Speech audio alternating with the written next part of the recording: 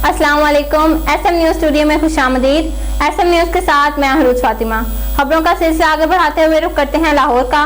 Counter terrorism department CTD ने Islamabad stock exchange पर बम धमाके का मंसूबा नाकाम बनाते हुए 3 दहशतगर्दों को गिरफ्तार कर लिया।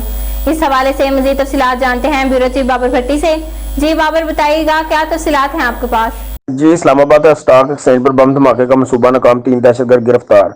Lahore counter terrorism department CTD ने इस्लामाबाद स्टॉक एक्सचेंज पर बम धमाके का मंसूबा नाकाम बनाते हुए 3 दहशतगर्दों को गिरफ्तार कर लिया।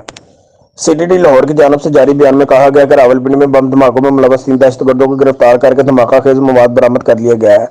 गिरफ्तार दहशतगर्दों ने 4 बम धमाके करने का इतराफ भी किया है। CTD काम का कहना है कि दहशतगर्द इस्लामाबाद स्टॉक एक्सचेंज में धमाका करना चाहते थे। दहशतगर्दों ने अफगानिस्तान में राब्तों का इंकशाफ किया है। CTD काम का कहना है कि अफगानिस्तान में कल अदम तंजीम ने दहशतगर्दों को माली मुआवनत फराहम की है। जी, बहुत शुक्रिया बाबर तफसीलात से आगाह करने के लिए। अब तक के लिए इतना ही। मजीद खबरों के लिए देखते रहिए SM न्यूज़।